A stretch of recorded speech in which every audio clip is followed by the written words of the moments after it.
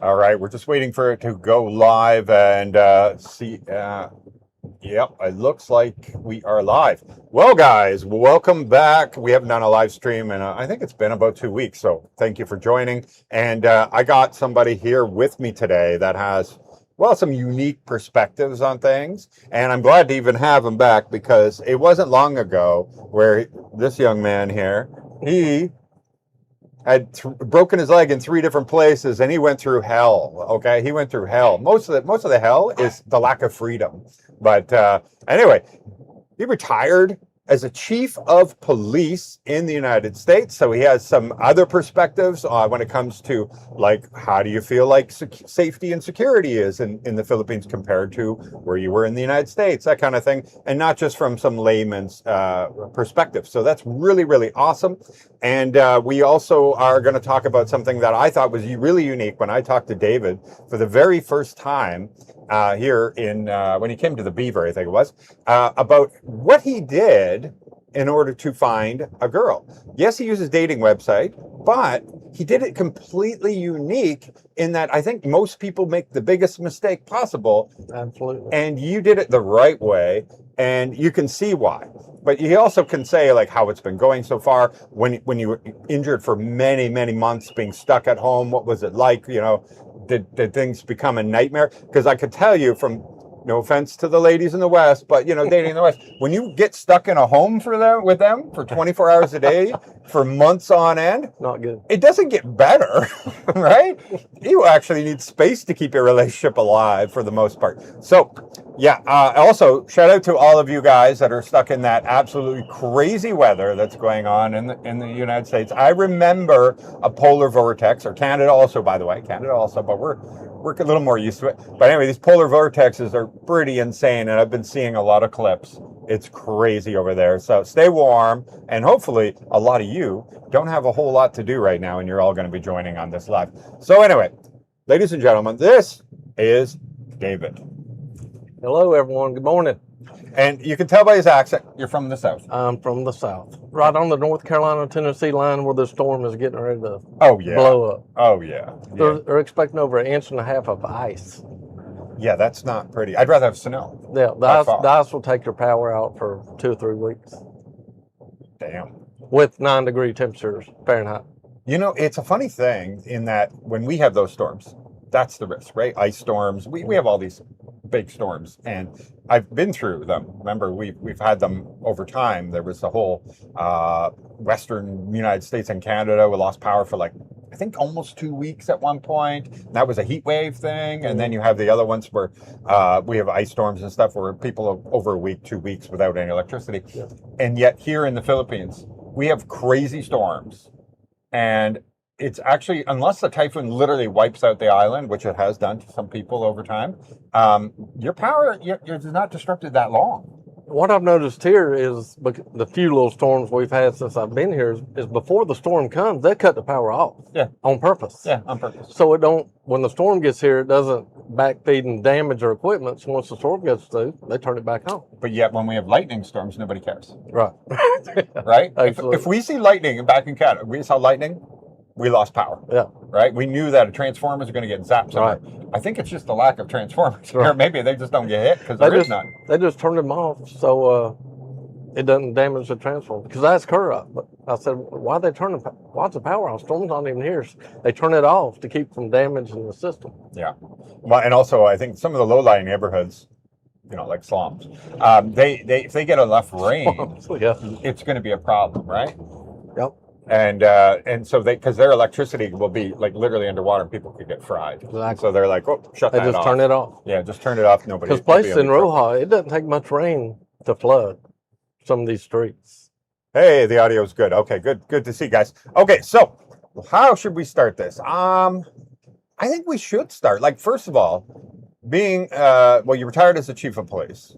But then after you retired, you're like, hey, I need to up my Social Security. And you went out and been a trucker for 5 years, I was a commercial driver for 5 years. Yeah, and so you were able to pump that up. I don't know if people know that. You were saying to me that the more money you make at the end, yes, it really improves how much your Social Security payment will be. Like the last, I can't remember, 28, 30 earning years for your average Social Security check. So you want to shift that toward the end as good as you can. Right. Because when you're first starting out, you're not making that much money. No. So you want your last earning years really up. Right.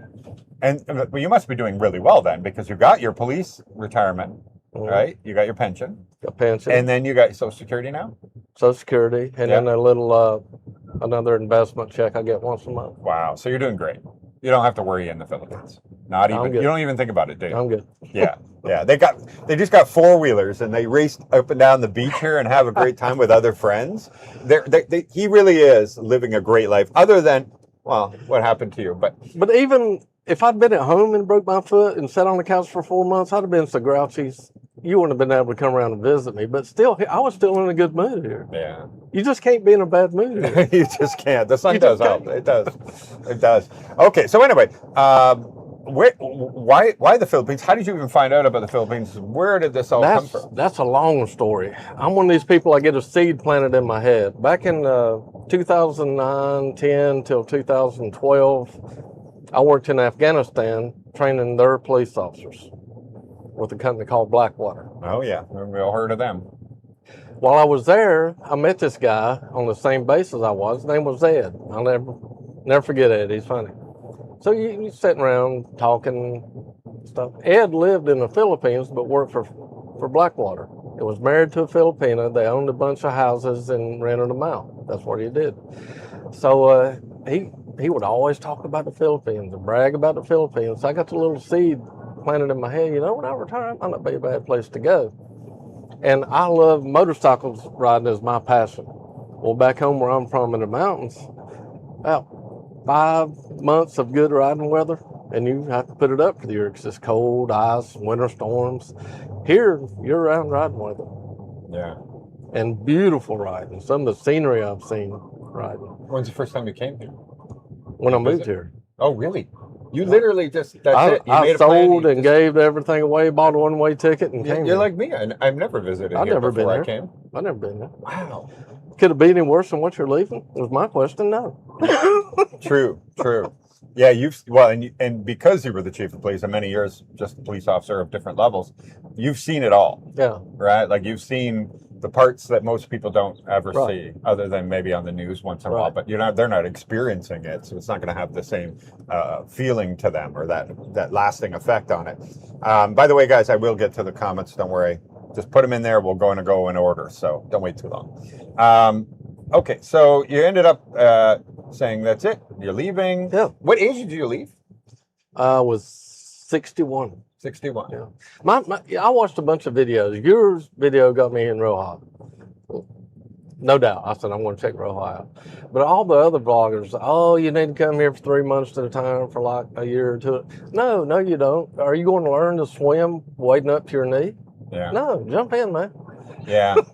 The only thing I worry is you're going to be in tourist mode if you come here to visit. You're not going to know what it's like because you're in tourist mode. It's true. It's just I have so many people that are just like, oh, and then they give up on the whole Philippines because they picked an area that it really didn't fit them. Like if you when I lived on Boracay, right? If you're not a hyper social, want to go drinking every day or whatever, like you'll get bored there. There's very little to do after you do the main things. I've been to Boracay once. Don't say you live there. Yeah, right. But see what I mean? Like before you go doing that, maybe you should go there and go, could I live here? Right. Just because it's pretty doesn't mean could you live there. Not everybody is the same, has the same tastes, needs, wants, whatever. Yeah. I think you're right. Like when it came to Roja City, to me, you're not going to absolutely hate it. It is a place. It's a very livable place. Very. Right. And so therefore, either you're like, I just want a little bit more action. I'm going to go to a bigger city, but you're not going to hate that you came here. So I think you're going to be okay. Roja's perfect for me. What I was looking for. I wouldn't change a thing. Yeah. Maybe the traffic. Yeah, which is at certain times of the day. Which is changing. Yeah. Did you know we have electric trikes now? Yeah. They have 6 of them. They have a bus at the bus station. They have a row of them now. But are they still LTO fussing about electric vehicles? Are they what? LTO, are they still fussing about electric vehicles? They're trying to ban them. Really? Mm-hmm. Well, in this case, they're government, so I don't think they'll ban the government ones. Yeah. But I think what they were going to do, the banning of them, I believe, is a speed limit thing. Right. And specific to roads, but only national roads. Right. And But they banned them on Arnold Boulevard. LTO did. And the mayor of Roxas said, oh, no, there's too many people here and use them. You're not banning them. In yeah, no. And, like, I know how I know you have one. I know I hate being behind one if I have a car. Right. If I have a bike, I don't care. I go. But if you're here, the traffic's so slow. It does. Yeah. You can keep up. Trikes don't like going more than 20 kilometers an hour. It saves them a ton of gas. Plus, they can look for passengers The constantly. trucks will slow you down more than the EV. I agree. And I don't no, get that far. I think that is the future. Like if you look at all the other cities, it's all what they're going to, because the noise here, it's so loud, right, from the mufflers. Where the electric scooters and everything else and the trikes. No, I know what you're saying, and I know that people literally will take an electric one and drive on the national highway on the way to Iloilo. No, right? Who's going to do that? It's crazy. You're driving in at 80 town kilometers an is what hour. that's for. We go to SM Mall. That's as far as I go on my EV. Go shopping. It's got the baskets. You can lock stuff in it and come home. Yeah, that's it. That's what it's for. Yeah, exactly.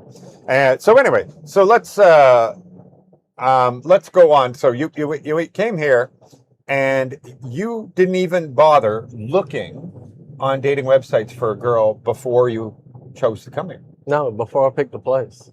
You pick the place first. People in America that get on these dating websites and come here, you'll do stuff with women here that you would never do back home. If you were living where I lived in small town, North Carolina, would you get on a dating site with a girl that lived in Raleigh, North Carolina? Absolutely not. Or Portland. Right. So why are you going to do that here? Yeah. Pick where you want to go, because if you find you're going to find amazing women on a website. You're going to find a ton of scammers too. I mean, like hundreds and hundreds of scammers. They're easy to weed out. If the first message to her, you ask how she's doing, and she gives a little crying face, not good, just go ahead and block her, because she's getting ready to ask for money. But find where you want to live, narrow your search down on the website, dating site, to that area. And you'll still get dozens and dozens of replies, I promise you. Yeah. And the reason it's so important, because your dating pool, like some people will just start, and there's a million of them in Manila. Well, do you want to live in Manila? No. Because that's what's going to happen. You're going to have to start dating them and hanging out with them and taking them out to dinner, and you're going to have to do all of this in Manila. And if you think you're just going to move some province girl after you only date, had one date or something, she's going to leave, abandon her whole family and everything else just to go. And so you were right. You picked the place. You picked the place first. Also gets rid of a lot of scammers. Who's picking Roxas City, right? Like the scammers are all just pretending they're in Manila or whatever. Manila. Yeah, exactly. And so now you're looking at only girls. But also, I think another big thing is you come here first, or pick your place first. And as long as your intention is to be here, well, your whole dating time doesn't have to be 2 years on a dating website. It can be literally cutting out the scammers would be like the ones that are fake, right? And the fake filters and the fake this, the fake that is, okay, let's go for a walk at People's Park. Mm-hmm. Nothing serious that way. You don't have to commit anything. Exactly. Get some street food. And if they're fake, they can't do that. Right. Right? It'd be impossible. Right. And so, you're going to cut out a ton of the scammers where they're like, they're relying on the fact that you most likely won't come to the country. You can't meet them in person. Mm-hmm. They can give you all the stories about all their family members being in the hospital. Mm-hmm. Mother for the 9th time needs surgery again. So you picked the place. He was so smart. When I first heard that, I was like, yeah, guys are doing that wrong, because you're going to get stuck somewhere you absolutely do not want to live. Even if you met the perfect woman, I mean, absolutely perfect, and she was from Manila, you're not going to live there long before you're going to get soured. You're going to be resentful, because you're going to say, this is not what I plan for retirement, living in Manila. I've got the woman I love, but you're still going to be in a bad mood, man. Yeah. Well, look at this. You're never going to be in a bad mood. Yeah. You're just never, ever going to be in a bad mood. This doesn't freeze it, but there you go. Look at that beach. Everybody fusses about white sand. I'll take this I'll take this soft black sand any day. Yeah, no joke. I don't know. I think just haters, or people just, we all have confirmation bias, right? And so once you've chosen a place, you want to defend it, Right. right? And so if you had chosen another place, and then somebody else is saying this is the best place to live, you want to battle that for some reason, instead of saying actually there's lots of great places and for different reasons, right? And even this. I'm sure there's another place that's very similar vibe and feeling to Roxas City. Of course there is. But I still think it would be on Visayas Island. I wouldn't want to go to Luzon. This island is really It would be somewhere on Visayas if I moved anywhere. Yeah, it's true. Yeah, because Negros is nice, Panay is nice, and even Cebu, right? Like I don't like the city, but there is really beautiful spots all over the place. But you got the weather patterns here. The weather's good. We rarely get hit with storms. It's a nice island. There's so many beautiful things to see on this island. Yeah, I don't think I would live on anywhere else besides Panay. I agree. But let's go back up, stay on topic though. So Irene, was she the very first person you met in person? Yes. Wow, 1 for 1. Met me at the airport. Again, what everybody said, don't meet him at the airport. Why not? I plan on spending the rest of my life with you. Come meet me at the airport. Yeah. How long did you talk to her for? 5 months before I moved here. Okay. Huh? You ever asked you for money? Never. I offered money, she wouldn't take it. Wow. Was it a test or you just like? I was testing. Yeah. Okay. Wow, look at that. So never asked for money, 5 months. Not even load for a phone, which, man, for a woman here not to ask you for a load for a phone. Yeah. And you ended up with a very beautiful woman, so she wasn't fake, like it wasn't filters and everything else. She is 100% genuine. Yeah. And honestly, it's also the inside, right? Yeah. With her, it's not just looks for her, because, well, she proved herself. Oh, yeah. Right? When you were injured here. But we'll get to that before I get there because we haven't even began. So how long ago was it that you flew here? I landed here October 2nd. October 2nd. So almost a year and a half.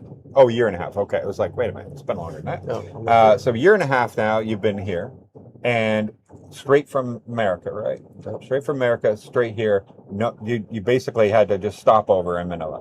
Right. You didn't hang out in Manila. I was there for an hour and a half. An hour and a half. So you sat in the airport. Didn't even leave the airport. Yeah, you didn't leave the airport. So you literally landed right here in Roxas City, and then ta-da. Exactly. Fantastic. Sight unseen.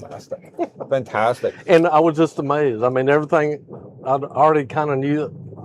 She was riding with him. I'm like, I've seen this. Michael did a video here. I'm like, I felt like I already knew the city. Felt like I was already familiar with it. Yeah. Yeah, it is. Actually, most people say to me that my camera doesn't do it justice.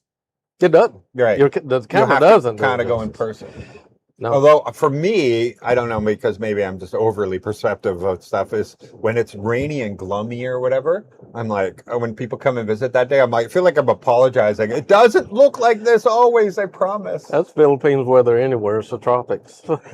Even the gloomy weather doesn't bother me. No, because the weather's still great, right? Nothing here will put you in the I'm wearing this because it's technically cold today.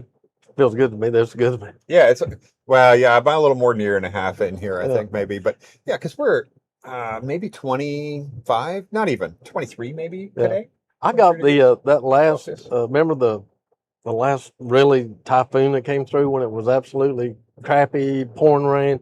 Ocean was I was on my motorcycle riding around looking at stuff, having a ball. Look at that. Having fun. You just can't be in a bad mood. Yeah, that's not what happened to your leg then, right? No. Okay. That was on wet tile. So, by the way, I have filmed your last 2 rentals, because the first rental thing didn't work out. You got a bad vibe. You left. But the newest one, your house is enormous. It's like 2,000 square feet. That's huge. Right, if you want to talk about square feet size. It's like 2,000 square feet, if not bigger. It is beautiful, just a gorgeous looking house. And yet you got it for what, like 500 US, something like that? Yeah, 500 US dollars in the subdivision. Quiet. And technically you could walk to the beach. It's a little bit of because you're a little further into the subdivision. The subdivision's very close to the beach, but you're a little bit further in. But yeah, and it's quiet. There was a birthday party last night. We could hear them singing karaoke. It was the first noise in 5 or 6 months that we've lived there that I've heard. Yeah, and even if you're back in the West, so your neighbors eventually will have a party, right? It's not, but it's the every other weekend. Right. You got to be careful here, especially if you want to get by the beaches. I'm very lucky that I have very quiet families. Mostly they use it as a vacation home and never anybody there. But some people rent further down, and the house beside them is a nightly house rental, and so people like 30, 40 people rent the place and have karaoke and parties every single day. They did that Poor while, Harry, right? He's right beside a bunch of Kubos that rent out for that sort of same purpose. So. Where I lived in Kaga, that was the loudest place I've ever lived in my life. The loud mufflers, the construction, the parties. It was terrible. But the people there were still fantastic. The people in the Philippines are amazing. Nobody's an asshole, right? No. So if you even if there were a big karaoke party, if you went over there, first they're going to invite you, Yeah, exactly. and B, they're going to give you free drinks, Exactly. and then they will be totally like, of course, yeah, we'll turn it down, no problem. Yeah. There's not going to be like, go fuck off, that kind of thing. It's not going to be a thing. No confrontation here. Irene was home in Pendleton one weekend, and I go walking every day. I went walking at 4 p.m., and I got within like half a mile back to the apartment in Kaga. They were having a birthday party. They grabbed me by the arm and pulled me in the birthday party, started giving me alcohol and food. I got home at 2 a.m. Impromptu party. Yeah, they don't care. You walk down the street, they'll either try to fix you up with their daughter, try to fix you up with their sister, or invite you to eat. Sometimes it might be their son. You never know. I love the Philippines. Just saying, I love the Philippines. At least here, nobody tries to pretend, right? They say what they are. Right, exactly. And it's completely like, it's not like you'd use the wrong pronoun. You don't have to worry about that stuff here. Never hear the word pronouns here. No, exactly. No. So, at the end of the day, it's like, I don't care. The whole point about, for me is I don't want to encroach on you. You don't encroach on me. Like, do your own thing. Be happy. Go be happy. Whatever you're going to do, none of my business. Yeah. None of my business. Oh, we were were judge. We were walking around the mall one time when I first got here with Irene. I saw this. I could tell, kind of, and I said, she looked at me and said, "He's a gay." I said, "If you said that out loud in America, they would." Oh yeah, it would be, how dare She said no. You'd probably get arrested in Canada. Here it's, but here they very much everybody is fine with it. Yeah. We don't care what other people do. No. We want everybody to be happy, and that's how the people believe also. And they don't need to make a big deal out of anything. Yeah, and that's the way it should be. That's the way it should be. I agree. Don't get everybody in America walks around looking for something to be offended about. Yeah. Last night, somebody had said to me, I can't remember. Sorry, I'm bad with names sometimes. I meet a lot of people, but he was new to the city, and he said to me that I have never experienced freedom until I came to the Philippines. No. True freedom. No, absolutely. I agree 100%. You have, like, there's laws, but they're not nanny laws. They have these laws. Now, don't get me wrong, there's a million laws in the book, but it's almost like there's some reasonability to other things, where they're like, they'll have a law that says you can't do this, but if these people are making their livelihood off of that, and if they didn't, they would starve, then they kind of just go, we're not going to enforce that. Right? They literally have that kind of thought in everything. Exactly. And so it's the same thing. Well, tourism's doing really well, and they're not causing any trouble for anybody. Just leave it. But I think that depends on where you live too, because I think you can get by with a lot more leniency here than you would in like Manila. Oh yeah, yeah. I mean, they're going to. Yeah, parts of Manila for sure. It's the same in the United States, the big city mentality versus the small town. Everybody here is more small towns. Yeah. Well, the small town that the sheriff will be like, listen, just don't do that again, okay? That's what it is here. Because he has that ability to just say, all right. That's what it is here. Don't be a problem. Yeah. Interesting. Another reason to love this place, I think. Yeah. Now, where you were a police officer, what's the population of that area? I was on the Outer Banks of North Carolina, which was very small population in the wintertime. Okay. Because it was nasty and cold weather, but in the summertime the population exploded. Okay. To like 300-400. And a lot of people that drink and party and everything else. There's a party place. Yeah. It was like Baraka. So your calls go up. Oh man, you check 10-8 from one call and they would say, "I've got 10 pending. Which one you want?" Oh wow. Now, did you seen a lot of bad stuff too? Yeah. Because drugs is a big thing in the West, right? And so therefore, you get all the problems that come with drugs, so gangs, violence, whatever. You've seen it all. Yep. Wow, even in a small town. Yep. And now that as a police officer, now you've come to this country, Philippines. And although there's differences throughout the Philippines, for the most part, the PNP is kind of like the same. The people are kind of like the same. They're still the same people. Many people here are from different areas too. What's your perception here when it comes to crime and stuff like that? A year and a half of being here. I don't see much crime at all here. I mean, I would feel, she let me in the gate, but I would have left my ATV sitting on the side of the road with the key in it, not worried a bit. I watched the guy's YouTube channel yesterday. I don't even remember who he was. He walked into a restaurant, him and his girlfriend, and he walked back out and he's like, oh man, I can't believe I did that. He left his cell phone and his camera laying on the seat of his motorcycle the whole time he was in the restaurant eating, and he came back out and it was still there. Wow. And the woman at the source store next door said, hey, you left your stuff on your seat. So people knew it was sitting there. Yeah. So I would leave the keys on the side of the road. Yeah. Doesn't bother me. And I wouldn't go so far to say it would never. Crime's opportunity can happen. Right. But the penalty is so severe here. Yeah. If you get caught stealing a motorcycle, what is it, like 15 years in prison? It's crazy. It's funny how that is, because you're right. That is to hear that is a big deal, a motorcycle, right? Yeah. Because it's livelihood for people and transportation is such a big thing. But if you stole, some Mickey Mouse thing or whatever, even if it had value, the police are more likely to just bring him to the barangay hall, yell at him, tell him to get out. Yeah. But you're right, on a motorbike, that is actually one of the things. Well, when we had the helmets here, when one guy got caught, he had gone down there and he stole 3 helmets.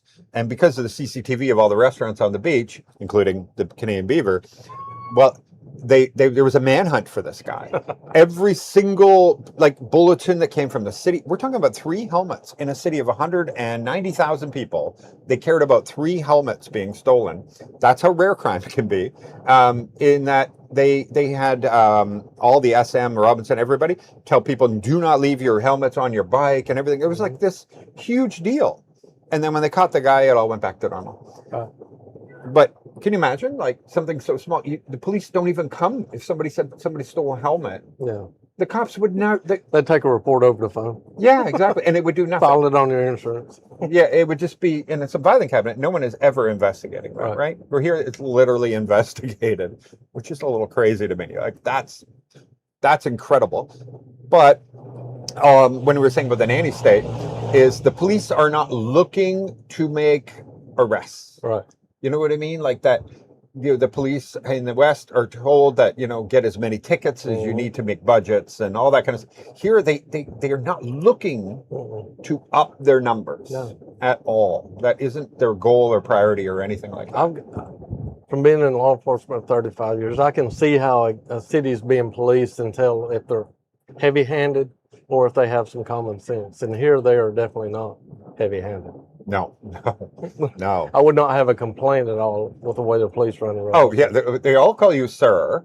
They may even slightly bow their head. Yeah. They'll shake your hand. You can go and when you're in the store and you see a cop out there, you can grab a bottle of water from the store and just say, hey, I have to give you this thing. Be like, oh my God, thank you. That's so awesome. Thank you. They're great. The police are great here.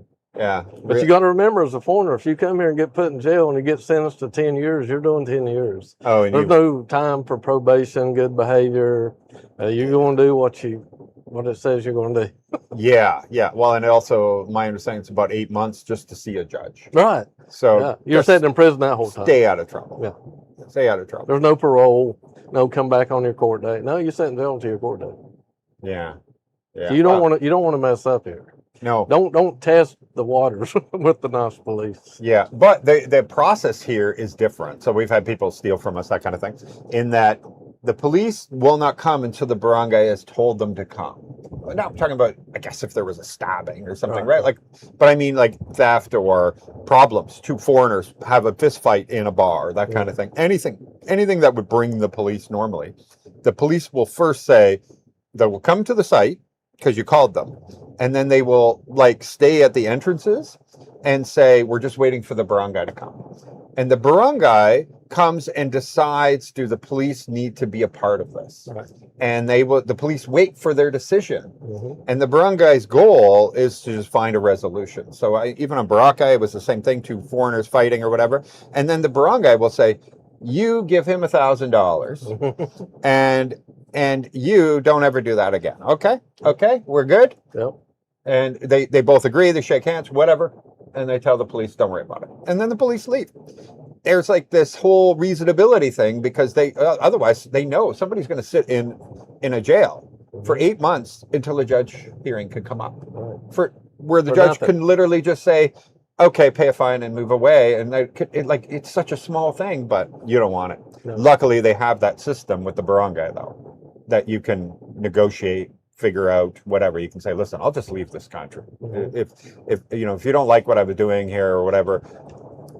Most of the time, they're very happy to just find the easiest resolution, mm-hmm. the simplest resolution, and they don't need the costs, the time, because they don't have spots in their jail and all that stuff either, right? They don't want you there. All right.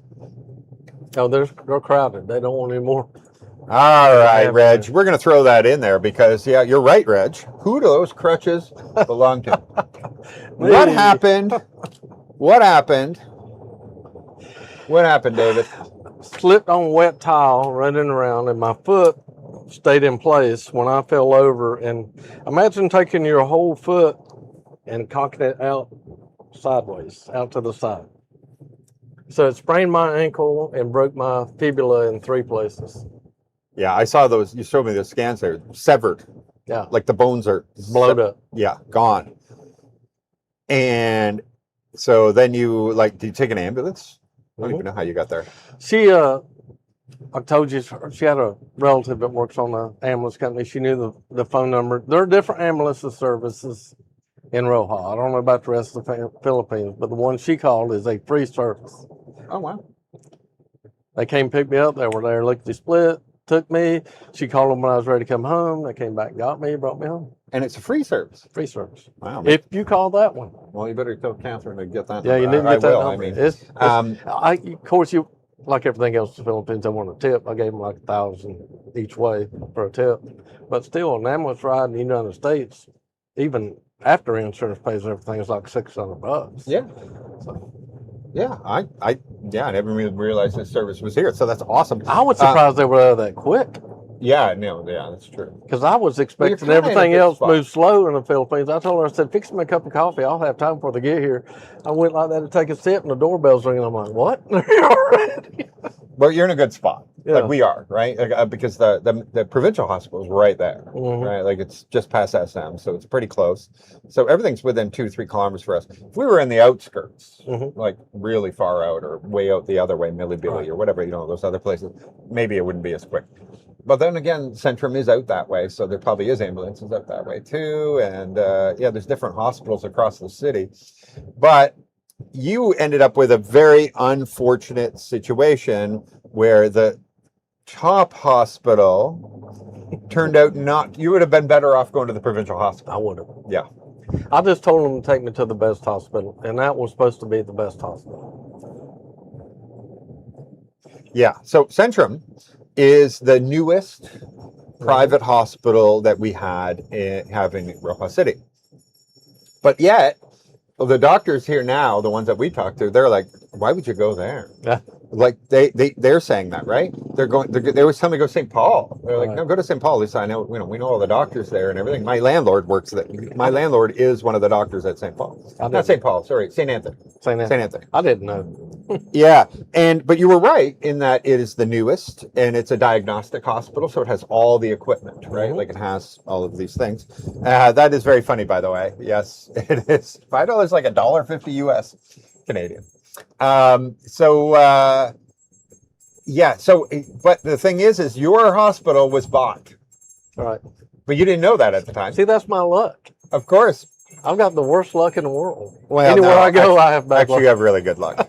You have really good luck. You got a great girl. Your life has kind of turned around then if you had bad luck. My life has flipped 180 degrees. Yeah, hence your smile all the time. Always happy. Even when I was sitting at home on the couch for 3.5 months, tripled, I was happy.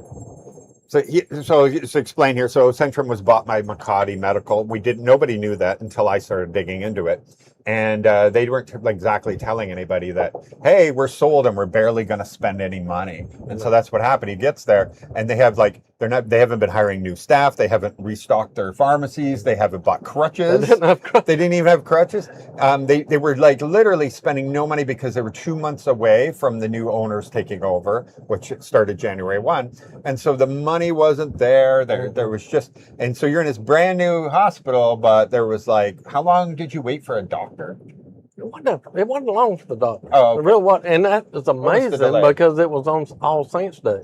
Oh. It was on a holiday. Oh, wow. Yeah, that's a big deal here. I know. Yeah. And it didn't take him long to get there. Oh, okay. But the only bad part, and it's just because I was in such a bad mood because I saw the X-ray and I'm like, man, I can't ride my motorcycle. Yeah. I'm not a doctor, but I know that's a 3 or 4 month long injury right there. So yeah. I'm in a bad mood about that. I can't believe how fast you recovered, by the way. I know. Yeah. Yeah. But your total cost for the whole thing? What was it, 37,000 pesos? And that's for calling the orthopedic in, dozens of x-rays. I had to have an anesthesiologist put me to sleep to reset it. Yeah, so the whole thing maybe $500-600. Yeah. $500 to $600. So you imagine breaking your leg in 3 places, spraining your ankle. Being put to sleep. Yeah, put to sleep. Anesthesiologist alone is minimum $500. They're very expensive, right? Yeah. Usually, I think it's minimum $500 for a procedure. And so here you are, your whole thing with a private hospital, ambulance with a tip only, for $500. Yeah, it wasn't bad. The only thing that bothered me, I'm sitting there, I'm grouchy because my leg that hurt. I broke a lot of bones, but that one hurt because it was dislocated and broke at the same time. So every tendon and ligament was screwed up. I had my fibulas in 3 places. It hurt. So they sent me home from the hospital with no pain medicine because I have no medicine. They didn't have any left? No crutches because they didn't have any crutches. They didn't have any. So I'm sitting there like, what? Yeah. So now, by the way, January 1 is when Makati Medical took over. And Makati Medical is a big deal. There's St. Luke's and Makati Medical are the top 2 in Manila companies for private healthcare. And so we are very happy that they bought them. Don't get me wrong, we are, because the future of what is going to be available here in Roxas City is obviously sky's the limit.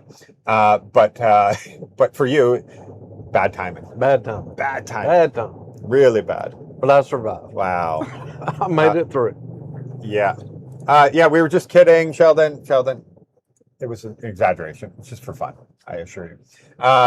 So anyway, you've had this whole injury, and now here you are. It took about 3 months only. November 1st, I broke it. Yeah, that's my birthday's on November 2nd. So you did it really. You got better a lot faster than a lot of people. Yeah. But I think a lot of that is attributed to Irene. Yeah, Irene. I got to tell you, I'm telling you, very good care of you. I've never seen in the West, man. You'd have been tired of each other on the second or third week. Irene, when I got home, I didn't have to ask for anything. It's like she'd read my mind and bring it to me.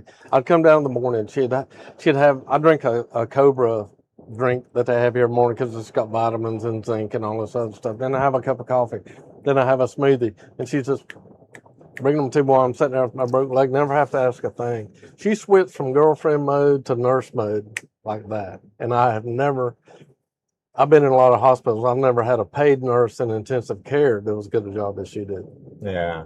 And he got unbelievable. He kind of got to live like a king. And right? And never smiled and sang the whole time she was doing it. Was never in a bad mood. Never made me feel uneasy or where we argue back and forth because I can't do anything for myself. No, tickled to death to do it. Yeah, that's amazing. Irene is a wonderful person. Everybody likes her. Everybody likes her. She is. Yeah. That's one good luck. So lucky, my friend. That's one good luck I've had in my life. Very, but I think that makes up for a lot, doesn't it? Makes up for a lot. Yeah, I think so too. And so, is there anything you haven't seen on TV or movies left? I think you watched them all. I think I reached the end of the internet. Yeah, the internet, because that's all you had is your legs up, your big TV there, you're on your sofa like this, and that was it. Your whole life was.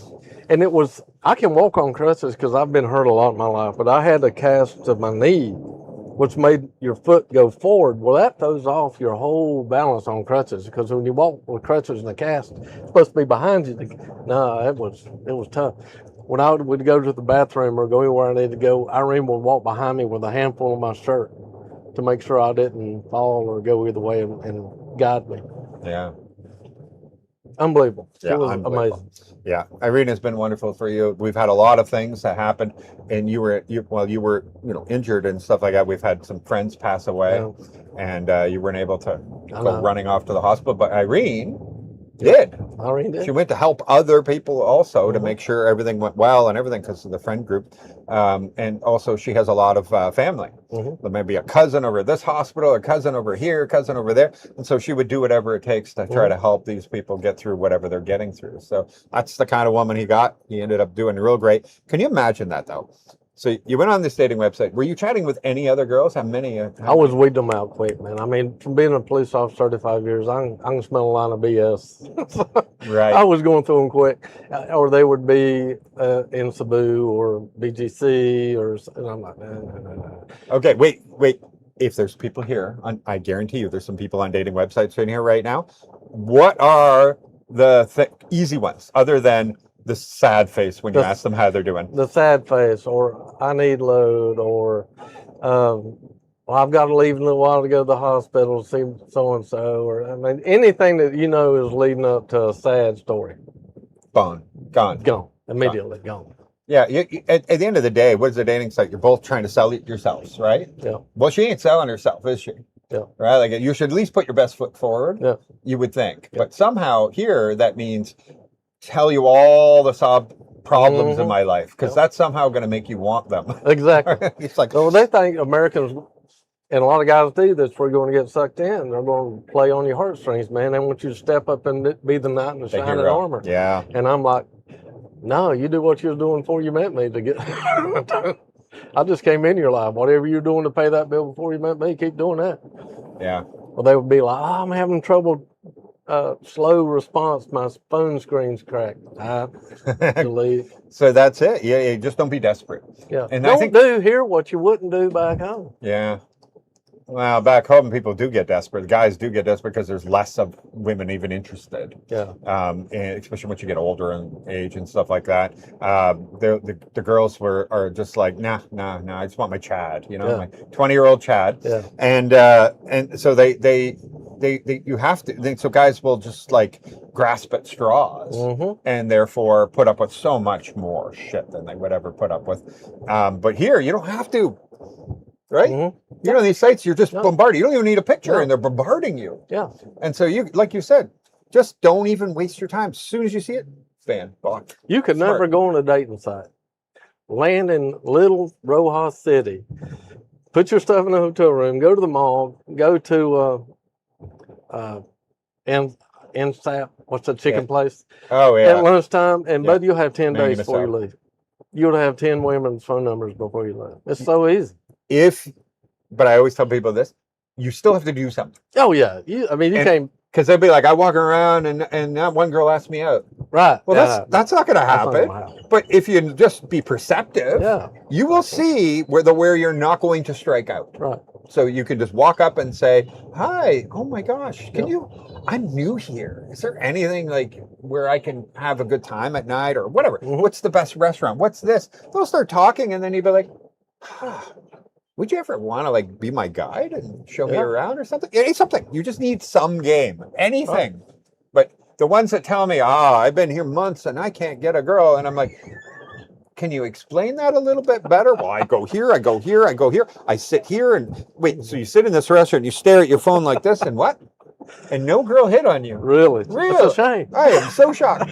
You got to do something, guys. The thing is I think people are so gun shy, right? Because in the West, it's 99% strikeout. Oh, yeah. Right? And humiliation along the way. The women are hostile in the West. I'll just go ahead and say it. They're just hostile. But what they do, they say, and the women here don't. This is the exact opposite here. The women will sit in America in their 20s and 30s and reject every man.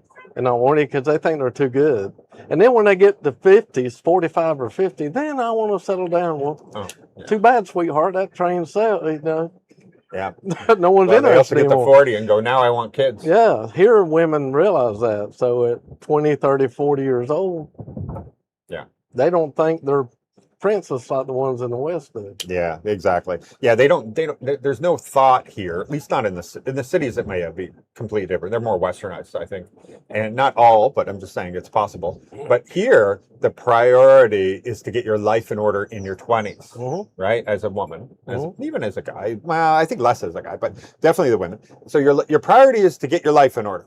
Fantastic. That's amazing. But if you think about it in the West, it's no party time in my Right. 20s. Then it's the early, then at 29, 30, they are like, oh, I'm getting old, so I have to party even more and try to be younger. And then it's 35-ish where they're like, oh, I need to settle down. right. Where here it's completely opposite. It's like, oh my God, your mother would rip you a new one if you haven't found a guy by the time you're 30. That would be impossible. Age gap is not a thing here. Oh, no. Now, I don't know why, like, some people are saying, no, that's BS. They actually do. And I'm like, who? Where? Yeah. Where? I don't ever get asked like anything like, what's it like to be with an older man, to her or something. Mm-mm. No one ever thinks anything of it. You don't, Not even a weird look, not even a glance. after you've been with somebody, and I didn't really at first with Irene because he's not, there's an age gap, but it's not huge. But I just don't see it anymore. We've been together so long. I don't like, oh, she's a lot younger than me. No, she's Irene and I love her and she treats me good. Yeah. I don't see age gap.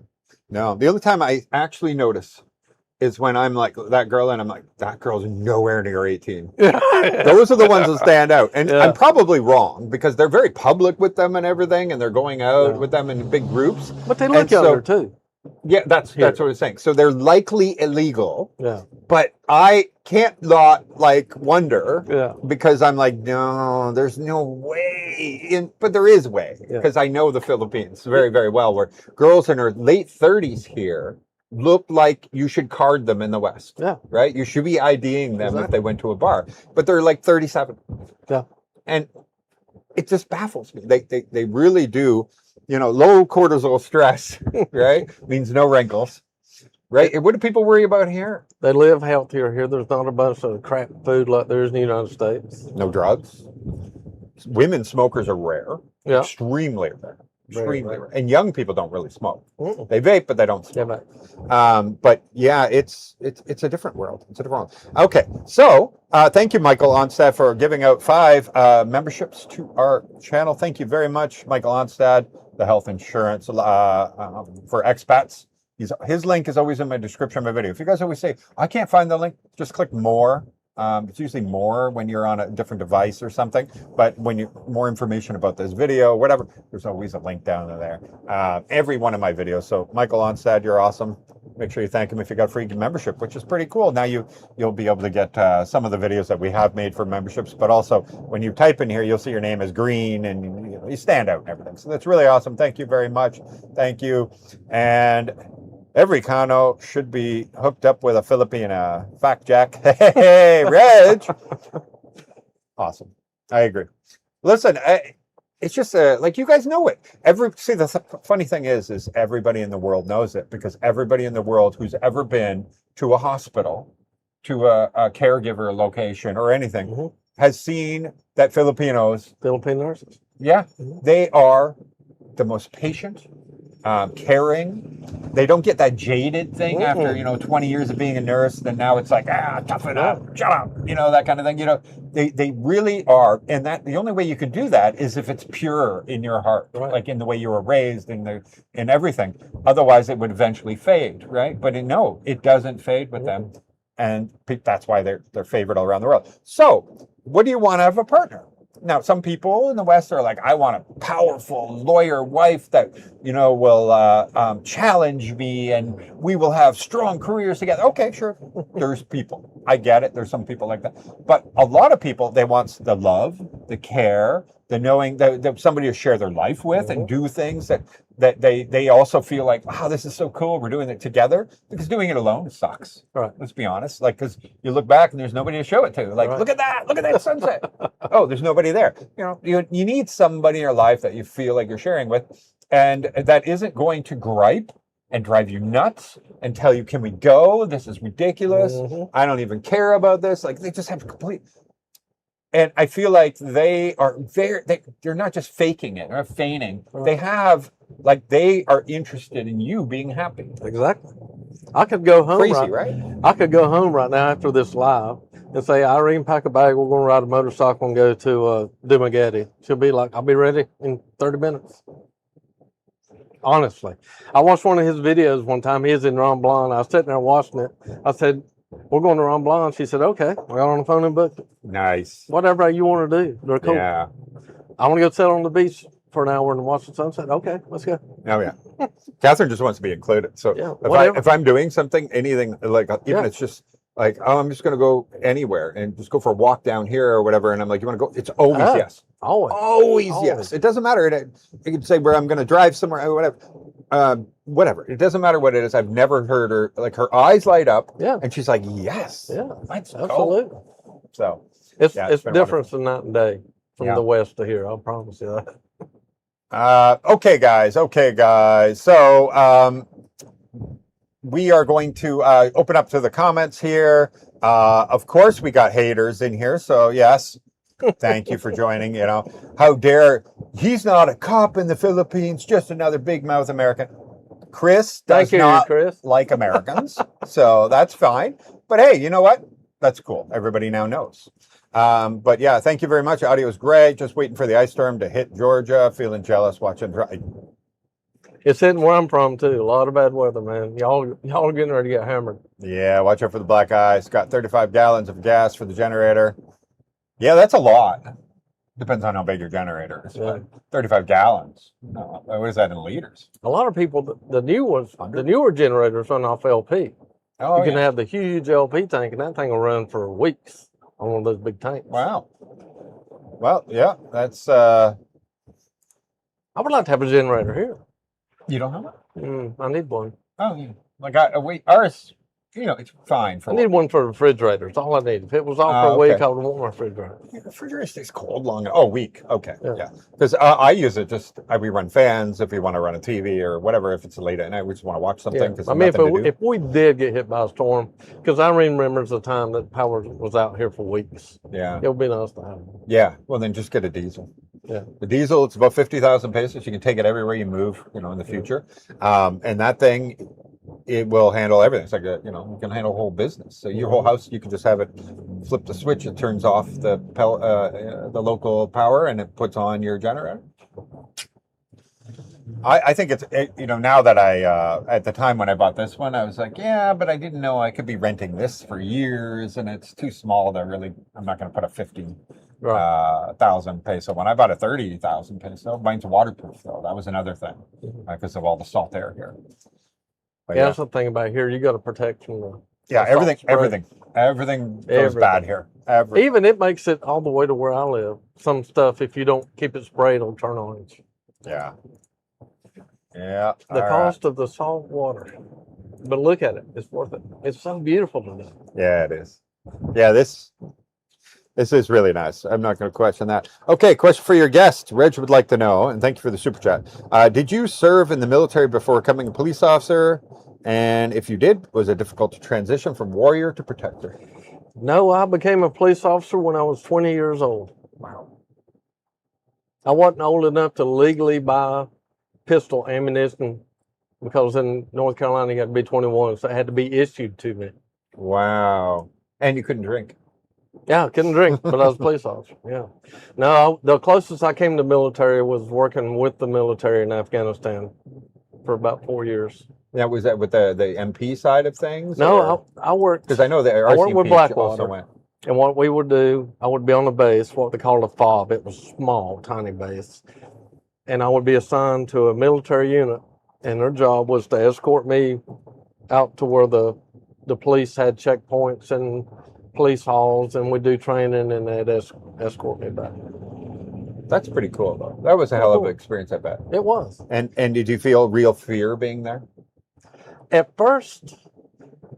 Because forward operating base means you weren't behind the lines. Yeah, at first you kind of worried about stuff because you were way out in the middle of nowhere. But once you saw I didn't realize a lot of the capability that the American military had till I was there. I mean, there's a lot of stuff that people don't know we have that we have. So after you learn all that, you're like, ain't nobody gonna mess with us. Down toward the end, I'd been there like 2 or 3 years. Our gym was outside. We'd be out there working. You'd hear AK bullets zizzing overhead where they were shooting them over the wall. They can't hit us because we're behind a wall, but they'd be zing, shooting overhead. Wow. And they're like, and then you went back to being a police officer again. Right. And did it even feel exciting anymore? No. Like you wouldn't be afraid of anything anymore, right? Totally. Like gang violence, you're like, yeah, whatever. Yeah, totally bored. Yeah, that's not AK-47s flying over my head, so I'm not worried. Wow, it's incredible. The amount of experience you got from something like that. It was fun. It was exciting. Now, I am, this is my own pure curiosity here. You have trust that the Afghani police were able to take the military, were going to be able to have any? Absolutely not. After Biden pulled us out, they fell to the Taliban in 2 days. Yeah, there was no conflict. Because when the military, it's like somebody else asked me that before it happened. What was going to happen in Afghanistan when we pulled out? I said it's like this. You've been going to town. You're a little skinny 90-pound kid, and you've been going to town to the movies, skating rink, parks with your 6'2", 220-pound big brother, and you ain't scared of nothing. Now big brother moves somewhere else. You're not going down there by yourself and run your mouth because you don't have big brother backing you up. Yeah. So that's what happened in Afghanistan when America left. The Afghan National Police, the Philippines National Police said, "Oh, we're done." Yeah. But then again, like, think about it if it was the West. So you take a bunch of recruits and you put them through training, right? And then you go out there and you do some on-the-job training with real police officers. And then they say, okay, you're on your own, and you go out. I don't think that would have been a problem in the West, right? They would have went out and they've been trained and they got the on-the-job training with the other police officers and let to go out. I think they would have, they would feel like they're invincible, arrogant, cocky, like all young officers do, right? But then somehow over there, they never gained that confidence or something? And is it something that they have a shitty weapon while the guys who are training them have like the best of everything? We gave them the best of everything. Okay. We equipped them. I think the problem was, and I can't speak for other base, but where I was at, the American soldiers were also the little 20 to 25-year-old gung-ho. So when we would take their army or their police around, they were leading the charge and they were wanting to get into excitement. So they overshadowed those guys. Those guys were never made to step up. Oh, I see. They weren't like, okay, now let's see how you perform. Right. They were always just the backup guy. Right. Because they were, you imagine being in the military in Afghanistan, 20, 25 years old. These guys want to get in a gunfight every day. Yeah. Yeah. They were wanting action every day. They're gung-ho. Our military is second to none. They were ready to fight every day. Yeah, gung-ho, yep. As they say. $20 Canadian is like $5. Hey, you guys keep that joke up all day long. That's super chats. Thank you very much. That's awesome. Yeah, I love it, guys. Love it. It's going to be less than 50 degrees Fahrenheit in California. Oh, another good reason to move out of California. 50 Fahrenheit. Whoa. Yeah. Is California still a state? I thought it had failed since I left. I thought it was just like. Yeah. I'm kidding. Tell me some hello.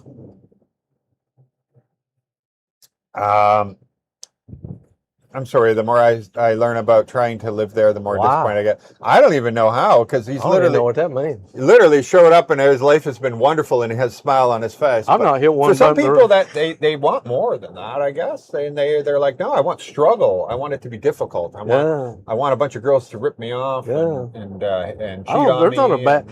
This 7,642 islands. If you can't find something in the Philippines somewhere to make you happy, I bet money you're not happy where you're at right now. Yeah, some people just aren't happy with themselves. If you want a big city, go to BGC. If you want the country, go to the province. If you want, like I was from a medium-sized Here it's a city mix. back home. Come to Rojas. I mean, there's something everywhere you go. Yeah. Everywhere. I agree. And I've been all over. So That little bitty island. you got to over travel there, more now. If you want to experience true Philippines there you life, go over there and live in Ulatayan. Yeah, there you go. There you go. It's 1,000 people on that island. It's got White Sand Beach. Yeah. None of the conveniences, but Go to Romblon. The whole island runs off a floating generator. I mean, there's something. but it's a really cool island too. And Yeah, you have marble all over. I love Romblon. Yeah. My dad spent 2.5 years in the Philippines in World War II. He always talked about the Philippines, had a map on the wall growing up. Cool. I visited 2 months last year, and I'm moving to Iloilo soon. ASAP. Hey, Lone Cool. Ranger. That's awesome. Absolutely. That's awesome. Come to Rojas and see us. Yeah. And one time, by the way, and I don't think I'm going to be able to make it because it's already January. But the Death March is something you can participate in once a year to help memorialize those that lost their lives in the Death March. The Japanese marched them, and many died. Cool. And so you start in Bataan, you start at mile 0, and you just can walk it. You don't have to run. You don't have to be, and you can do 1 kilometer. You can do all 23, 24 kilometers, something like that.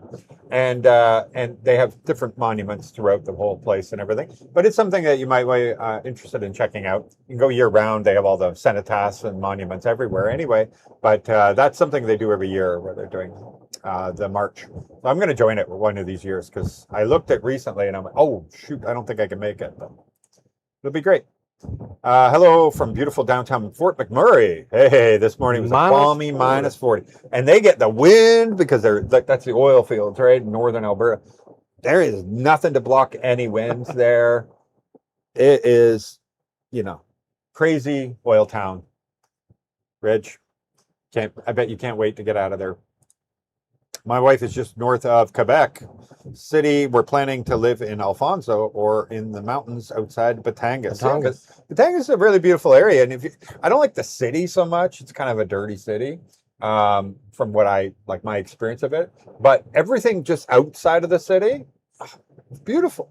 Beautiful. And there's still quite a bit of land out there and everything. And you're on the island of Luzon. So you can still go up, just drive your way up to Tagaytay and then up to Manila.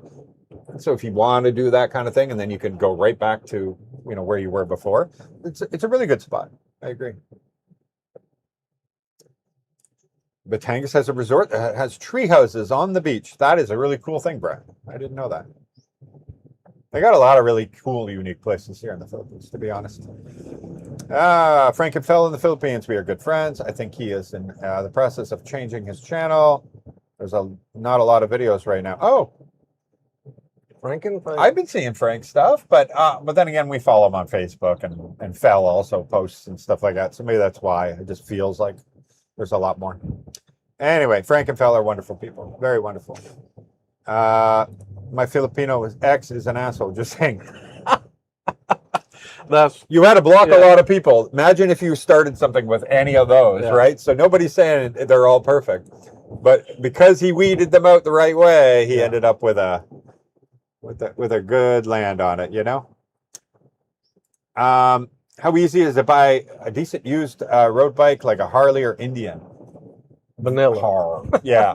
Manila and Cebu have both have, and not just Manila, like they have one in Lipa. There's a Harley dealership there also. But when we say Manila, we mean that whole area. So yes, they have Harley dealers. And then in Cebu. Now, there doesn't mean you won't find one for sale on Facebook from a foreigner who passed away and he lived on some other island, but he bought it from Manila. So you're talking about used. So technically, you're just going to have to look on Facebook Marketplace. Well, here's the problem. If it's a Harley, it was taken care of. Yeah. Here's the problem with that, too. That's going to be like pick your bike once you pick where you want to live. If you had a Harley or Indian in Rojas City, there's 2 problems. These roads are crap. They're going to be beat to death.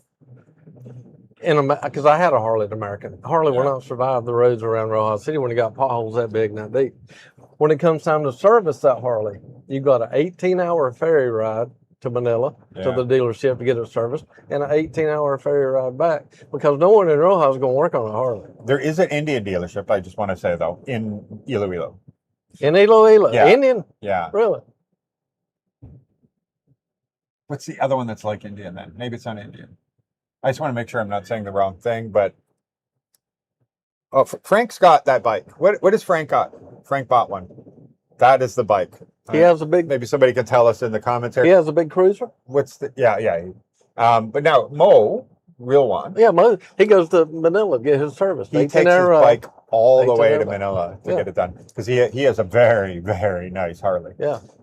So yeah, and then if you go to Dumaguete, you will see. Well, you'll even see Hell's Angels there driving, like with the patches, everything, driving Harleys. So it's not like you can't find Harleys, but like you said. I wouldn't ride them here. I've got a deal. Now, if you're a mechanic and you can fix it all yourself, rebuild the engine, do whatever you want. I've got a dual sport bike here because these roads are not pristine. No, they're not pristine. Although they have been replacing all the roads here. It has been a priority right now. So that highway, I don't know if you've done it yet. You know, this weird back one that's got the 4 lanes. They've been working on it big now. They have. So soon you'll be able to escape without even touching the city, right? The beach. From the beach, you can escape right to Iloilo, right to the outskirts, without ever seeing the city, which is going to help with traffic a lot. The airport road, have you taken that yet? Yeah, the circle, what they call the new one, right? So you can kind of go to the left side of the city now.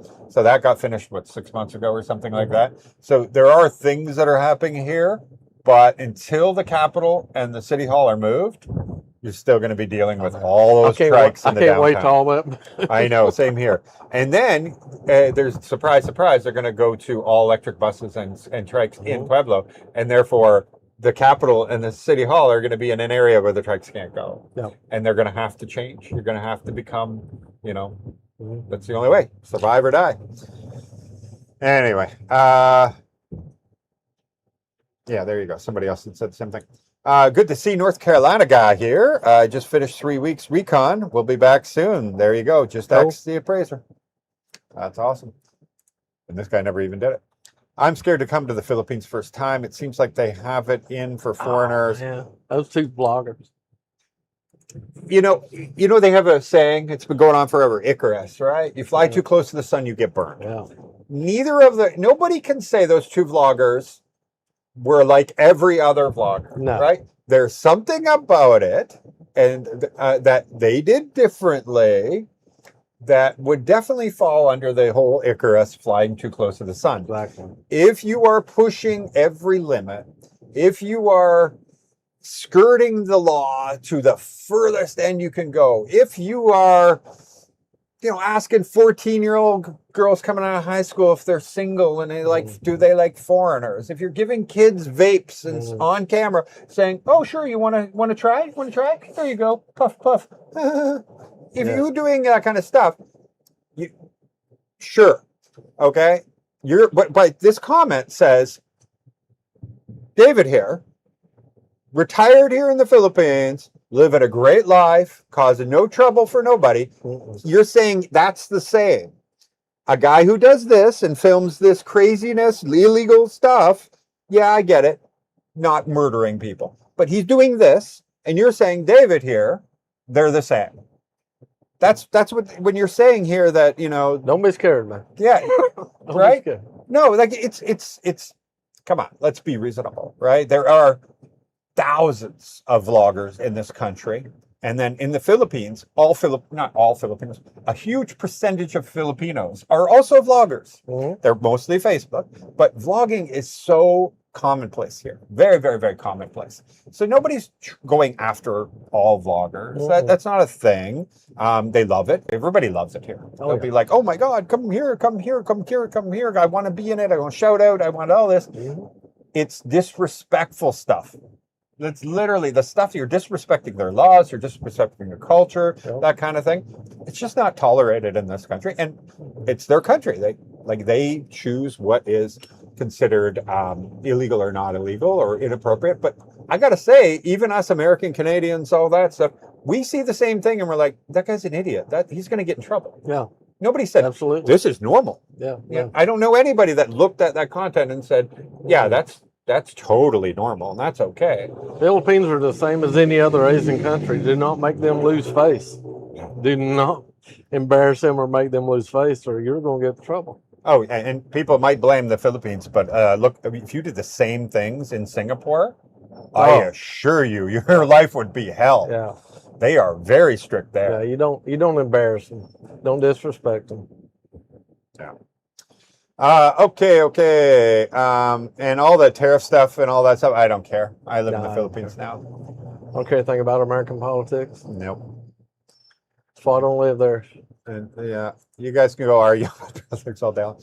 I can't wait to retire in the Philippines Exactly. and enjoy the fruits of my labor. There you Exactly. go. I counted down the minutes. Yeah, and that's where it bothers me when I see negative stuff or about, and it's always foreigners pretending they are the white knights of the Filipinos. And they're like, Filipinos can't afford all these things, and so you should go back to your country. Or I saw one yesterday. Your favorite country, your favorite place in the world should only be in your home country. And I'm like, these are the weirdest comments ever. And then I look, and it's just a foreigner, and we collectively, right? Like I didn't work as many years as you did. I did work 30 some odd years. It's not like we came here at 18 years old, never worked a day in our life, and then go around with entitlement or anything like that. No, you worked very hard in your life. You saved your money. You earned your pension, whatever it is, right? And then you've decided that this is where you would like to spend the time when you no longer are required to work in your life to sustain yourself. Right. And you're putting all of your money into this economy, which helps people. Exactly. And a big argument is you're raising all the rents for everything. Filipinos aren't renting 35,000 peso homes. No. Right? If they can afford a 35,000 peso rent, they're buying their own home. They're building their own home. The only thing that people benefit is Filipinos because they own these houses they're renting out to you. And also, they're not renting these ones. We're not raising the cost of the 1,000, 2,000, 3,000 peso. Maybe in BGC, but not here. Right. Well, and BGC is like a private city. Like at the end of the day, that's not even the Philippines. Yeah, it doesn't feel like it. That's a bubble. But yeah, so the people that are so incredibly negative and everything, it's just very short-sighted. It's some kind of jealousy thing. I don't even understand it. But yeah, we do nothing but help the Philippines economy, and you could be spending it, back in any country in the world, but they chose here. All right, let's quickly go through here so we're not doing this too long. Yeah.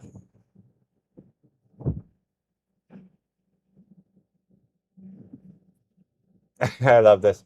Listen, I'm not saying, I didn't have any trouble getting women, okay? I didn't have any trouble dating. But I have bigger eyes than this, okay?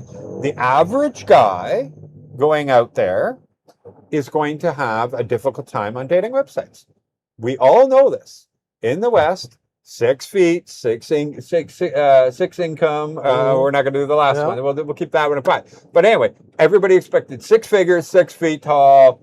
They want the most handsome, rich, whatever. They all think they could deserve a prince, but never give you any, they don't have anything to bring to the table. They don't have anything to offer. But anyway, this entitlement thing has been pushed into the media that we're all queens, even if you don't earn it. We're princesses. Treat me like a princess, but yet I don't even respect you as a man or anything, and that kind of thing. That entitlement thing has changed the whole dating environment, as far as I'm concerned, and that it is very difficult for the average guy. That's all I'm saying. But it's not here. The women are different. They are different. How do you become a recipient? It's random, Dila. When he does it, the system just grabs, I don't know if you're the most popular commenter or whatever, it just grabs certain people. So he didn't get to pick them. 23-year-old gave me her number 2 nights ago at a tap 42. Now listen, I came married to a girl. We got divorced when she was 24 or 25. So obviously, I'm not arguing that. Cool. But it ain't going to be just as easy. But yes, if you have a lot of money and you flash it around, you drive a nice car or whatever, you're going to find a 23-year-old in Miami. Go and find gold diggers. He's not wrong. Hello from Chile, Saskatchewan. Will feel like minus 51. See, it's a beautiful day in Saskatchewan. That's where I'm from. I don't know if you're new to the channel, but yes, when I childhood, I was in northern Saskatchewan as a child, and we had no electricity, no running water, no nothing, and lovely, balmy minus 51 temperatures as well. So I feel for you. but don't wish I was there. I like this. Not fair. You are from Canada, Terrace and Philip SMH. San Miguel, no. Philip. Shake my head, Philip. Shake my head. I don't know. I'm sure. Hey, you gave me a super chat. Thank you very much. Thank you very much. Oh, maybe he's talking to other people. Maybe there's somebody from Canada, Terrace, and somebody's from the Philippines, SMH. Maybe. Thank you for the super chat. Does this guy ever read chat, or does he read the... Oh, that's just because we're in the middle of the comments, man. But yeah, we try to focus on the talk, and then we get to the chat later on. So yes, we are getting to. I did say we're going to get to in time. That's right. There you go. He reads the chat. I do. Yeah. I get to it. He's got a lot But going on. listen, if somebody's going to pay to comment, I'm giving them priority. I'm sorry. Like, duh. All right. Like, if you have a paying customer that's in there buying a car from you, and somebody who comes in every day and just kicks the tires, walks in, you're not going to be like, paying customer that's holding the money in his hand. Yeah. Oh, let me just leave you for a minute. Like, come on, think about it.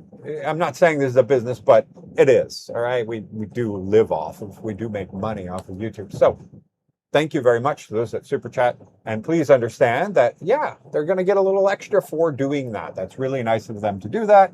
And I'm going to reward them. But that was true. Catherine is keeping her. Oh, that was true. So true. A Filipino will guard you with her life. She will. I don't even have to say anything. They're very jealous. They're very protective. They're very territorial.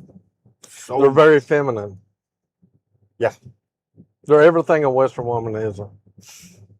Although they may be jealous still in the West. Yeah, but they won't come with anything else. Because they think they're sitting on a pot of gold. They think they can get somebody else. Yeah. They think you're. Oh yeah, they think they're all that, but they're like, what bitch would you sleeping with? You know, that kind of thing. Even though they have no justification. So I don't know. I just found that they're still jealous everywhere, but they are a little jealous. Which I find that. Hey, I hope Kat is doing better. So we'll find out tomorrow. Tomorrow she goes for another scan. I think it's been better. She's joining me on the carnivore diet now, though, so I hope that's going to improve her health. Today is the first day. We'll see. I told her it's not an easy thing. Kicking carbs and sugar is extremely hard, and since we're on carnivore only for now, we'll go to keto maybe later. She can't even have vegetables, so she got to realize like nothing. So. I support her. I hope she can do it, but I know how hard it is. It's hard for the first 2 weeks. Yeah. After that, to me, it was easy. Now it's easier for me. Yeah, it's definitely easier for me now. But also, I get to feel it now, right? Now I look in the mirror and I'm like, oh, your body gets addicted to sugar, man. You got to kick that addiction. You do. Yeah. You do. So, yeah, we'll find out more tomorrow. That's for sure. Atlanta must not have been too bad. You were there for 30 years getting wealthy. Oh. Wealthy, earning a pension, it makes you wealthy in the Philippines, I guess. Yeah. But, yeah, now a lot of people say, hey, you were a police officer? Wow, you're an elite. Mm. Wow, you're a billionaire. Yeah, you're a member of 5 golf courses. Yeah. Anyway, chances are if you do end up with a woman in the West, you likely won't be able to afford the feed bill anyway. Listen, we do have viewers that are Western women.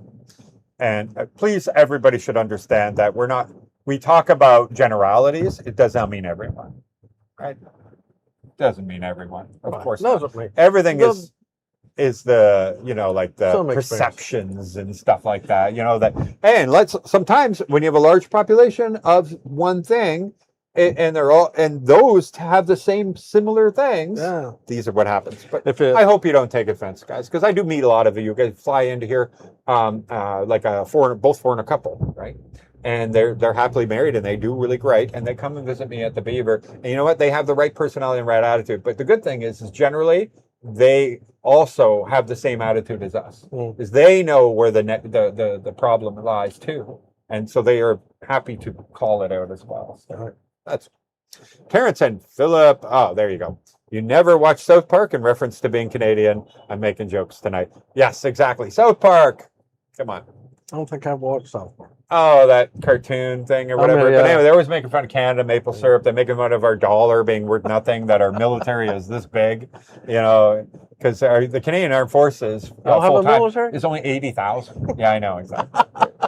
Only 80,000 strong. So, and I think they were saying when I was in Buffalo at one of these Air Force shows or whatever, and just that wing there with the I think, can't remember, it was Apaches or something like that. They have a squadron there, right? And they have like so many F-16s or whatever it was at the time, maybe Raptors or something like that. And that one little airport in Buffalo, New York, or Rochester, something like that, had more than our entire Air Force for a whole country. Right. One squadron. Yep. In Buffalo, So yeah, if that doesn't give you an idea how bad it is, yeah, we are under the protection of America. We don't. That's why we've never needed anything. Plus, we have a tiny population, And rule. bigger than the United States, but Yeah. more people live in California Right. or LA, sorry, Right. Greater LA. A lot of open area in Canada. Yeah. I've been there. It's beautiful. so Beautiful country. I love camping there. Beautiful. Absolutely love it. Step up to the plate. All right. Let's go for some real questions, though. I'm learning some unusual Filipino ideas. If you accept help to get a job or something, you might be beholding or obligated to them.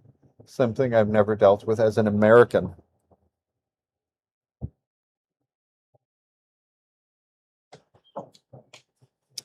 Yeah, there is like a little. There could be that. Well, I think people are appreciative here, Oh, yeah. right? And if you're good to people, then generally they won't stab you in the back. Mhm. I think that's somewhat true there, for sure. Overall, anyway. $10 is like $3.50 US. Still not old. Listen, you make this joke all day long. It's $5 every time. I built sections of the internet for 20 years. Man. Thank you, by the way. Awesome. Where are you located? You guys are passing back and forth. You know where we're located. South Beach is nice. I grew up in Miami. Yeah, I liked it down there. Actually, I like the Keys. Really nice. They're a little bit crazy over there, but the Keys is still beautiful. The Florida Keys. You ever been down? Yeah. The only thing is that one road. And I was like, oh, you guys are way out in the ocean like this. It is a cool place. But they do evacuate the whole thing if they need to. But yeah, I thought it was pretty neat. And it was the first time, now that I live in the Philippines, it seems silly, but the first time when I was getting pumping gas, and this rooster walks by with a hen and 5 chicks, and it just walks right by my feet.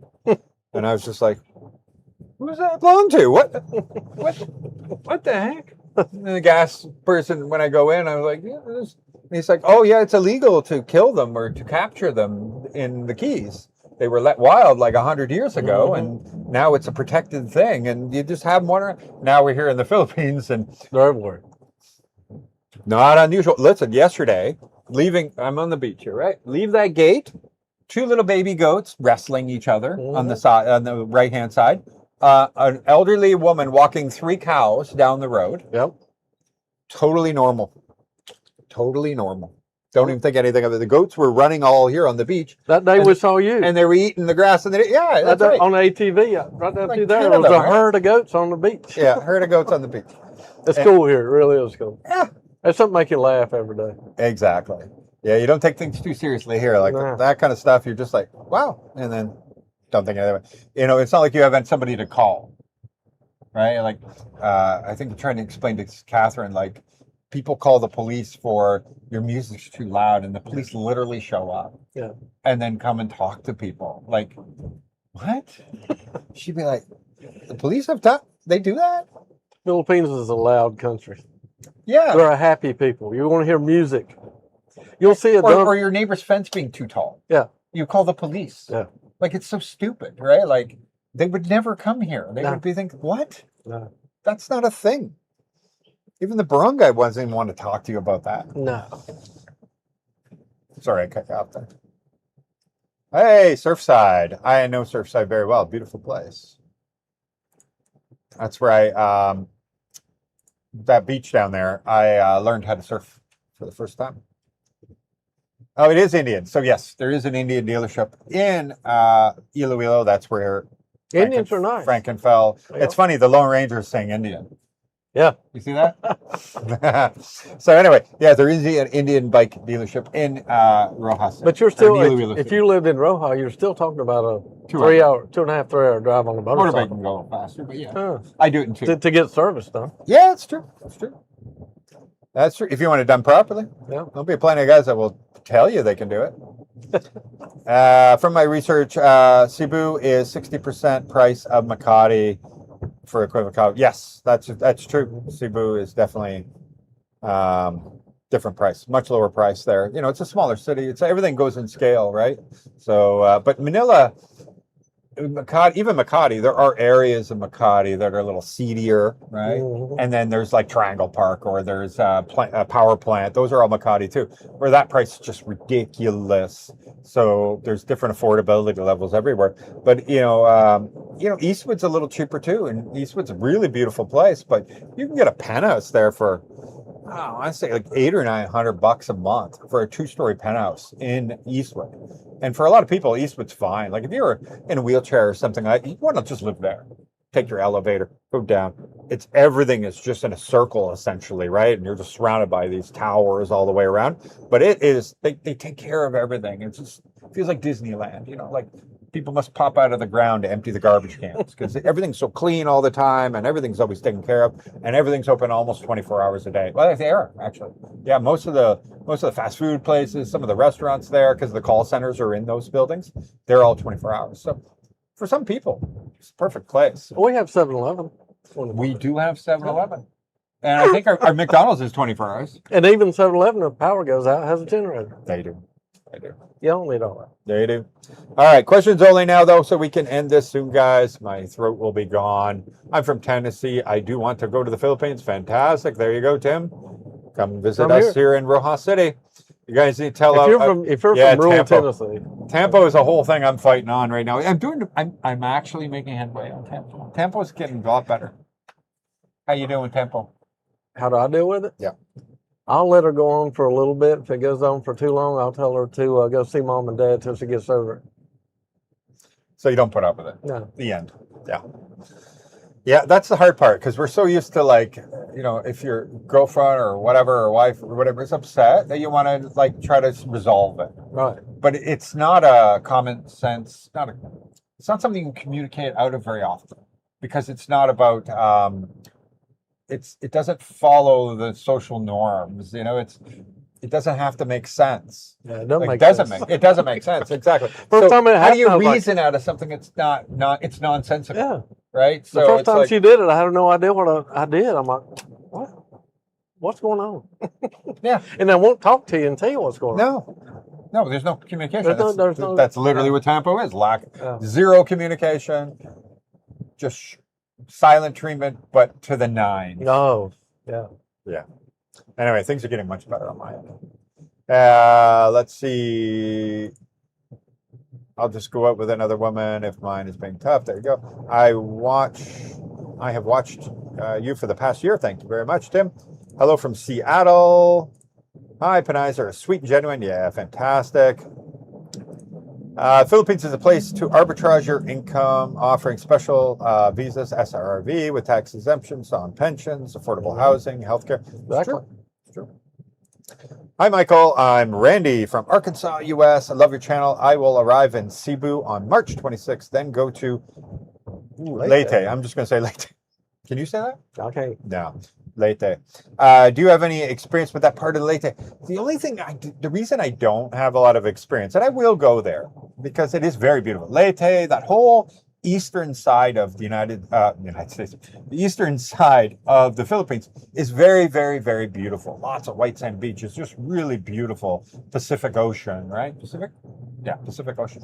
And, but the reason I don't go there is because, think to live there or anything like that it is where all the typhoons hit.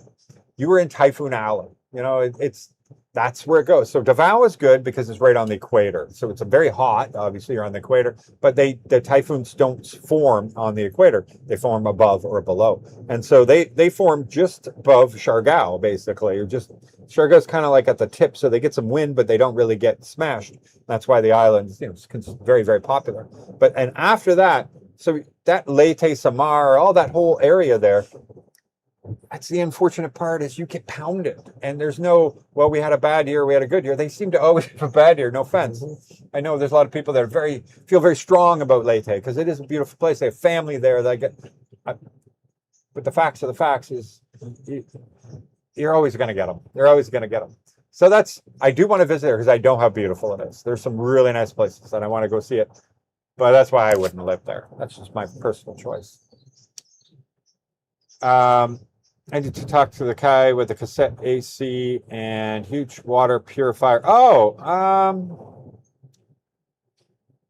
I don't know. They're kind of private, but if you send me a message, I will saying, hey, I'd like to reach them. And I always put my contact in my about section, my profile, whatever.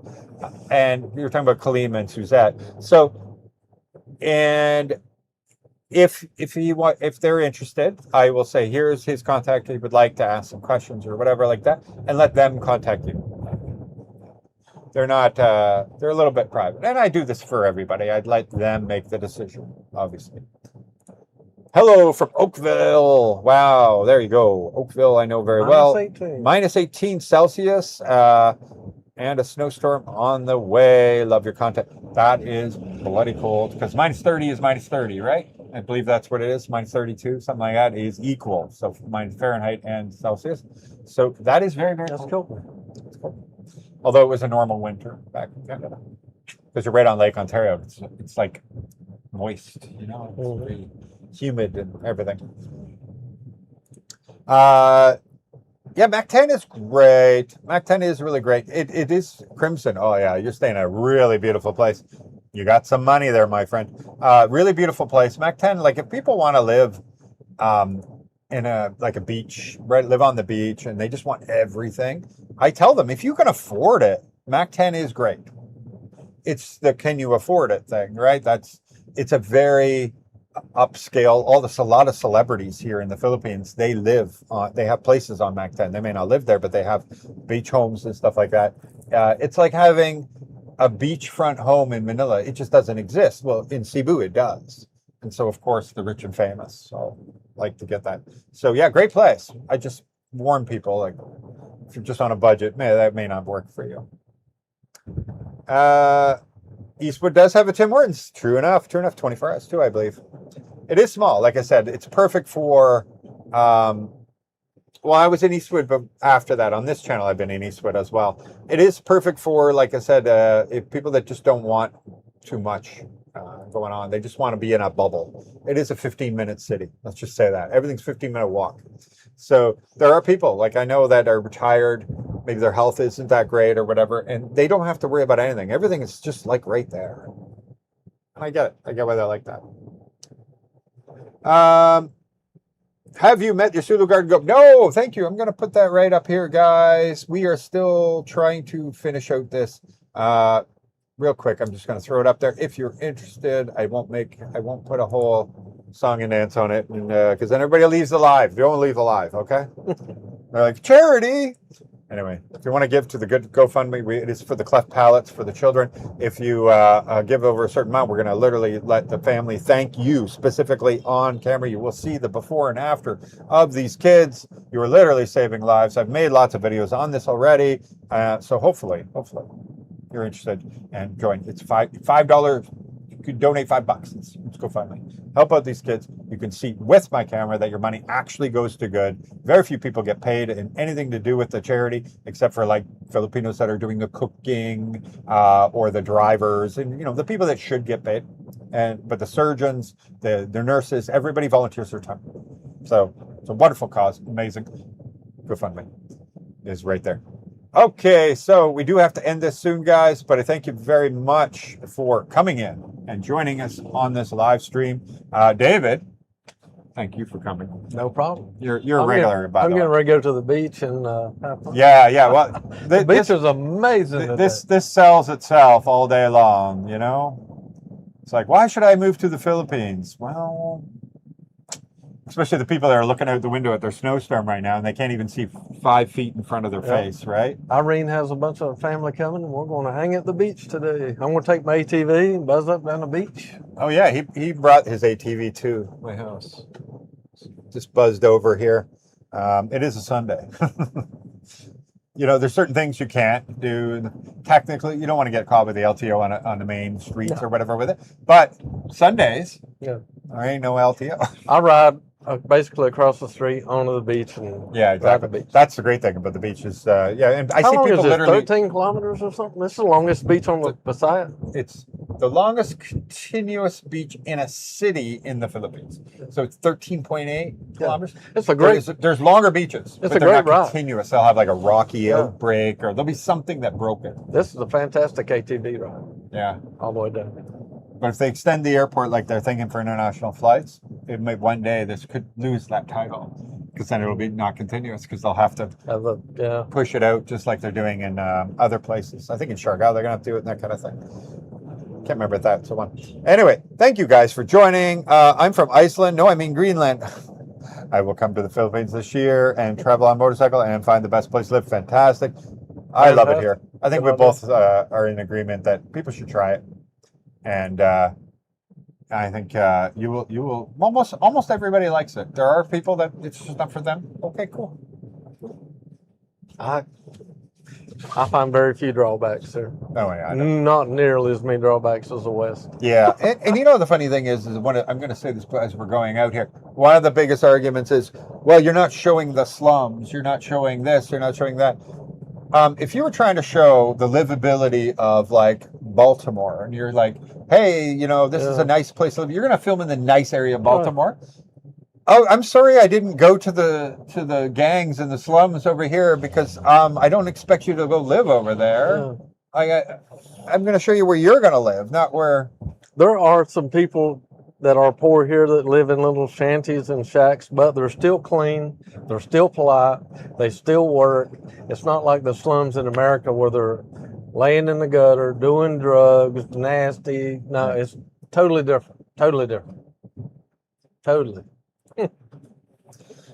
Canada is future America. I've been saying that since 2010. Well, let's be honest. Canada has every natural resource available in the world. I'm pretty sure, from diamonds to rare earth metals to so much timber to oil to, you know, like it all depends on, I think, resource and water, fresh water. Think about Canada and fresh water.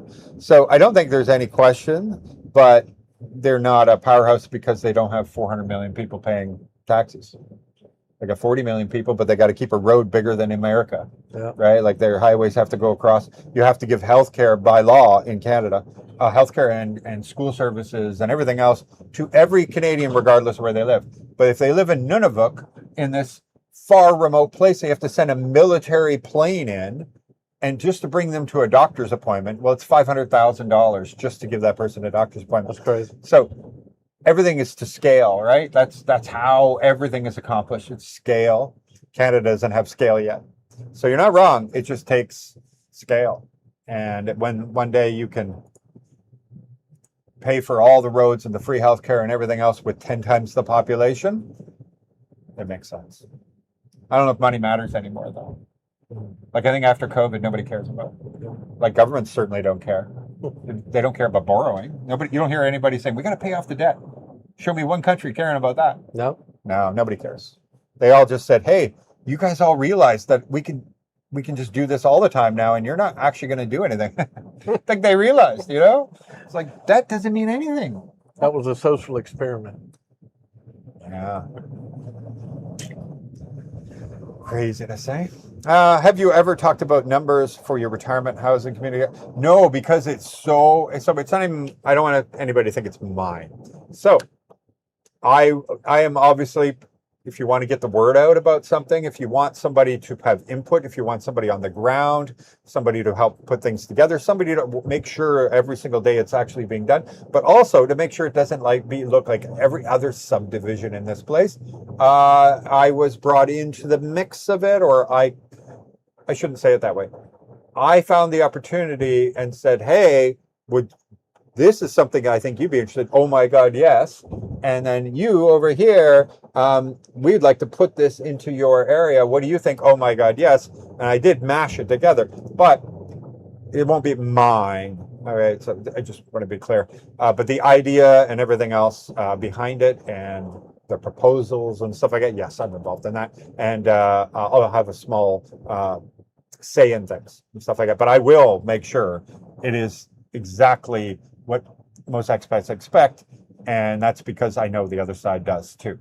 So anyway, it's so early. We're not taking any deposits. We're not doing anything yet because this party and this party need to negotiate and lock down on something. Everybody's happy with everybody. And then we can maybe small deposit if we have to. But then we got to put the roads in. Because you can't say, oh, here, lease this lot for 50 years. But by the way, we have to put 2 kilometers with a road in to make this all work. But it's in the city, vista views. That's how much I can tell you. Nature and zero. No squatters, no roosters, no nothing in the neighboring area because it's inside a township, which is amazing. That's the plan anyway, because the township is all private, right? So therefore, no squatters. And anyway, so it's going to go really well. I think it's going to be amazing, but these are all the things that it has to be a lot more confirmed before I can do anything. So anyway, thank you again for the super chat. You guys are awesome, awesome, awesome. Yes, I heard about all this. Absolutely insane. I was one of those people that was buying it. I used to have all these flea market booths. And I used to buy all silver and gold and old coins and old paper money. I was like a big entrepreneur guy. I was a full-time job over here. Then I have this over here. And then I have started business over here. And I always had lots of things. But back then, I was telling people when it was, even then it was $7 to $14 an ounce. It grew up and down. And even then I was like, oh, it's, and so I've seen it so many times in my life where they're just like, one day it's going to be $40 an ounce and that kind of thing, right? And it never came true. So this time around, I was like, oh, here we go again. But it actually broke. It actually finally broke. And it took 200 million, something like that. Was it 200%? No, 200 million or 200 times. They sold on paper of futures and all that were supposed to deliver on silver than actual silver in circulation possible. And they now have way too much. So there's a massive squeeze. And I was just shocked that they actually let it happen. But hey, look at that. So some of you guys made bank killer. Yeah, it wasn't just $20. I remember $3. I remember $7. I remember $14. Yeah, it's been a heck of a ride. But I also remember a $400 gold at one point too, maybe $4. I don't think I remember below that. But it was just one of the fluctuations. And then it went back up to $9, and it set around like 12 to 1400. Now they're talking about 500 or 5,000. Sorry. But yeah, silver was one of those ones. It's like a penny stock, where gold, it doubled in price. Okay, 200%. But silver, if you bought it at $4 an ounce, and now you're sitting at $104, $100 an ounce. That's a lot more than double your money. Anyway, thank you guys. Thank you for joining. Thank you to David.